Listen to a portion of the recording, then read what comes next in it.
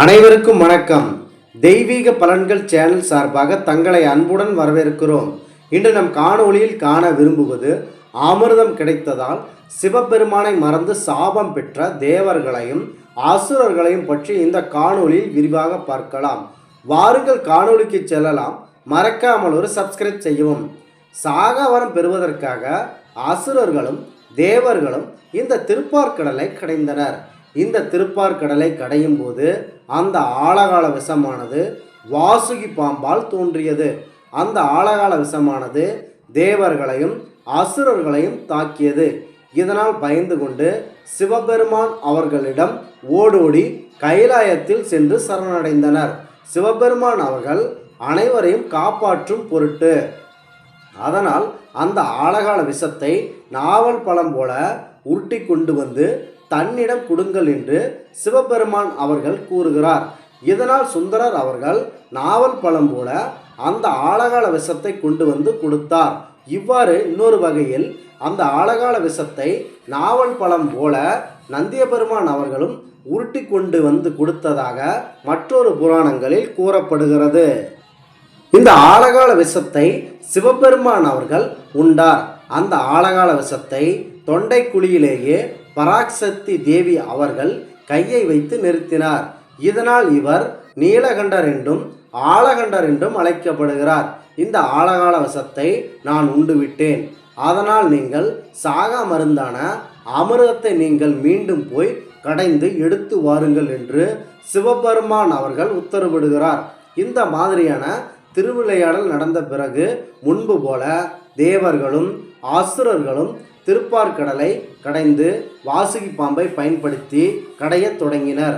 அப்பொழுதுதான் லக்ஷ்மி தேவி அவர்களும் மற்றும் காமதேனு போன்றவர்களும் தோன்றினார்கள். மகாலட்சுமி தேவியை மகாவிஷ்ணு அவர்கள் ஏற்றுக்கொண்டார். மற்ற செல்வங்கள் மற்றும் பொருட்கள் எல்லாம் தேவலோகத்திற்கு, அதாவது இந்திரன் இருக்கும் இடத்திற்கு சென்றது. அடுத்ததாக மறுநாள் துவாதசி திதி அன்று அதிகாலை வேளையில் இந்த அமிர்தமானது தோன்றியது.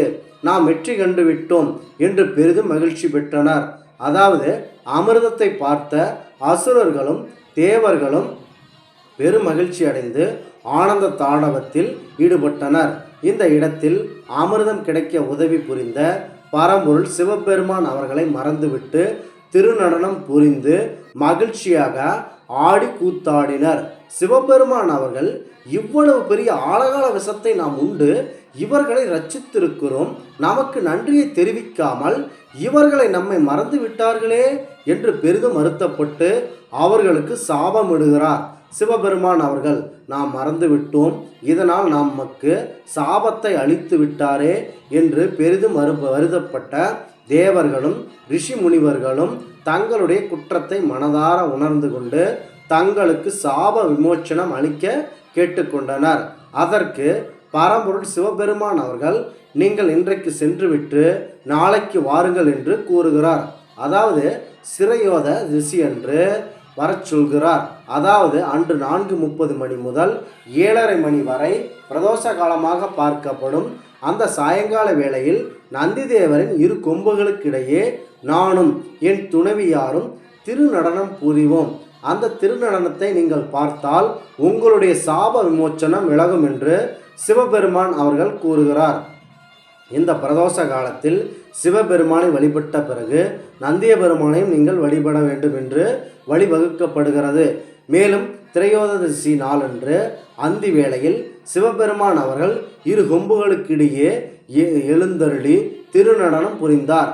தேவர்களும் ரிஷி முனிவர்களும் அனைத்து அஷ்டதிக்கு பாலர்களும் திருமால் போன்றவர்களும் மற்றும் பிரம்மன், மகாலட்சுமி, சரஸ்வதி தேவி, இந்திரன் போன்ற அனைத்து விதமான தெய்வங்களும் இந்த திருநடனத்தை பார்த்துவிட்டு அவர்கள் சாப விமோச்சனத்தை அடைந்தனர். இவர்கள் திருநடனம் ஆடும்போது வாழ்த்து பாடினார்கள் மற்றும் மங்கள இசை வாசித்தார்கள்.